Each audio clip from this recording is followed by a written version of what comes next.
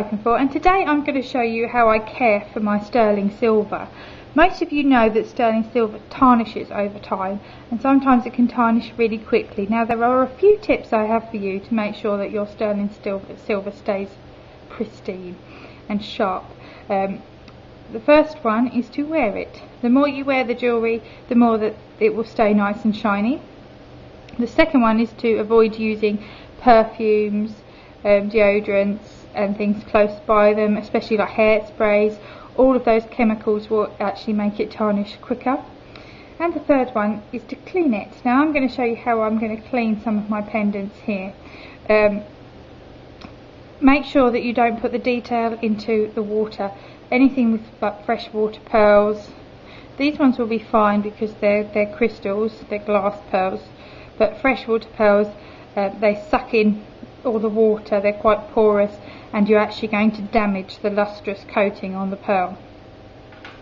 So the first thing I'm going to do is show you what we're going to use to clean it. Now we're going to use some simple tools. So I've got just a plastic bowl, I've got some tin foil. This is just ordinary tin foil. In fact, it's probably the cheapest value tin foil. I don't waste money on on silly things. So yeah, just a piece of tin foil, and the other thing you're going to use is bicarbonate of soda. So what I'm going to do quickly is pop my kettle on, and I'm going to place the tin foil into the bowl. It's going to be a bit tricky. So getting that into the bowl. There. Covering all my bowl. Then I'm going to start putting in my silver and my pendant. My pot ready, and I've got my pendants and things in there. This one, as I say, has got freshwater pearls, so I'm going to be rather careful how I do this one. The next thing we're going to do is put in our bicarbonate of soda.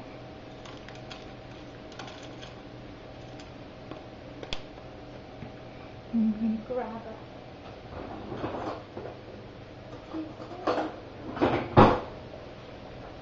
Okay, now I've got boiling water. Let's make it boil again, just quickly.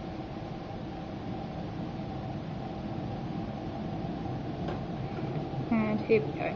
This is where the magic happens.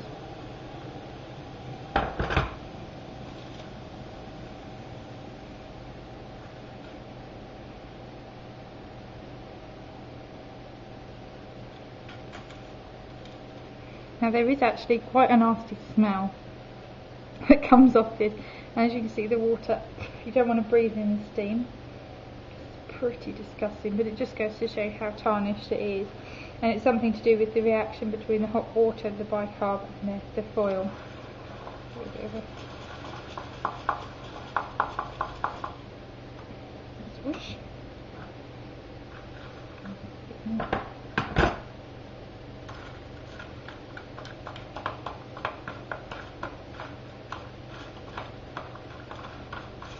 Sometimes if it's really bad you might need to do this a few times. It fell in that time. Hopefully if I show you, you may be able to pick up the colour change.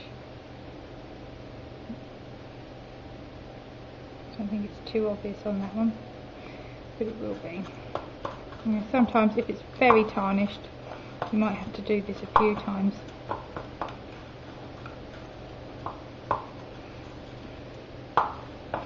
Okay, right, I'm just going to remove them.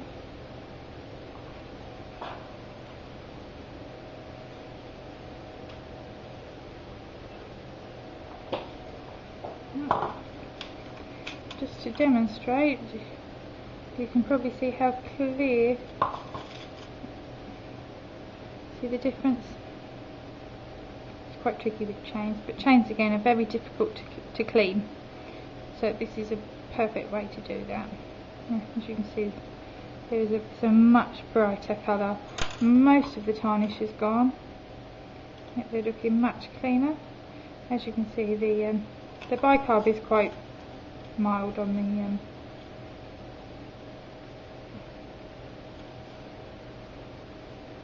there you go.